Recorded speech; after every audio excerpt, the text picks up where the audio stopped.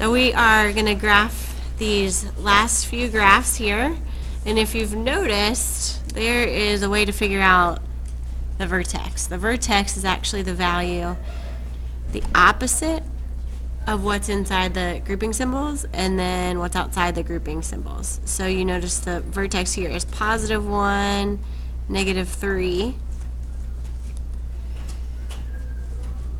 And again, that is the opposite of what's inside the parentheses and the same value as what's outside the parentheses.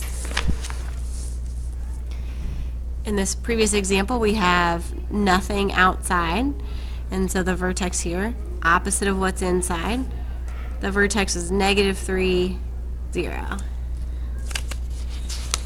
And just to see that again, we have the vertex here, there's nothing inside, so that means the absolute value, the x value of the vertex is 0, and the +2 is outside. So applying that same principle, we do the opposite of what's inside, so that's going to be a -3, and then the same as what's on the outside, the y value of the vertex is -5. So we'll start at -3, -5. And then from there, we can apply the pattern. So we're just going to go over, since it's positive, we're going to go up. When it was negative, we went over 1, down 1, left 1, down 1. So here we're going to go over 1, up 1, left 1, up 1 from the vertex. Over 2, up 2, left 2, up 2, and right 3, up 3, and left 3, up 3. And we have the absolute value function. Here in number 6, the vertex is the opposite of what is inside the parentheses, or inside the grouping symbols, the absolute value symbols, and then we have a 0 on the outside. So our vertex will be -3, 0. Now this time, since we have the negative on the outside, just as we had the negative on the outside, we know that this will be going downward, so we go over 1, down 1, left 1, down 1, over 2, down 2, left 2, down 2, over 3, down 3, and left 3, down 3. Absolute value. Hopefully you're kind of seeing this pattern. The vertex this time, opposite of what's inside, is +2. Same as what's on the outside, +1. So vertex will be at 2, 1. It is positive. Pay careful attention to that. So from the vertex, we go over 1, up 1, left 1, up 1, over 2, up 2, left 2, up 2, over 3, up 3, left 3, up 3. Absolute value.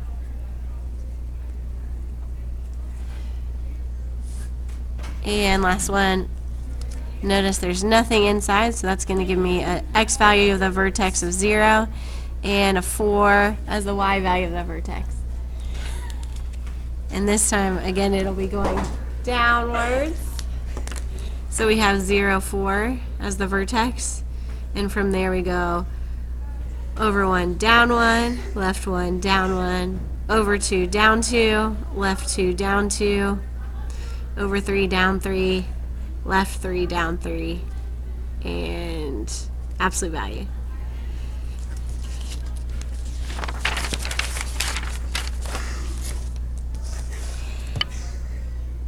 Last thought here, going backwards. So taking a look at the graph, first of all, identifying the vertex. This time the vertex is at 0, 0.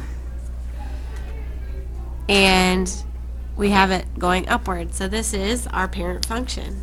Hopefully you notice the parent function, just y equals absolute value of x. Next one, the vertex. Let's label the vertex is at 0, 3. So if we think about this as y equals the absolute value of x,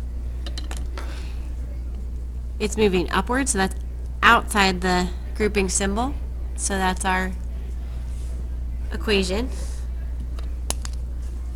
Number 11, we have a shift to the left, so that means we should be thinking inside the grouping symbols. So our vertex here is -4, 0. So y equals the absolute value of x. Now don't forget that we do the opposite when it's inside the grouping symbol, so it's +4 that makes it shift to the left. And +0 on the outside, we don't need to write that. Number 12, the vertex is at -3, -4.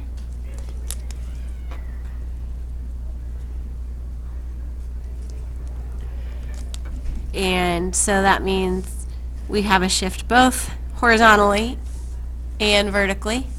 So we're going to have absolute value of x, remember, +3, the opposite, and then -4 stays the same on the outside. Two more. The vertex here we have at +7, so the vertex will be 0, 7. You know what we forgot to put here when it was going downwards? The negative sign. We see that again here. So this negative sign is what makes that go downwards. So on this one again, we'll have that negative sign in front of the absolute value symbols. There is not a horizontal shift, so we just have the absolute value of x. And then it goes upward 7. Last one. We have the -5, 0 as our vertex here. So the vertex is -5, 0. It's going upwards. So we have absolute value of x. It's a horizontal shift, so we should have the opposite of -5 +5 inside those absolute value symbols, and there's no vertical shift, so there's nothing to add or subtract on the outside. And that is our lesson on graphing absolute values.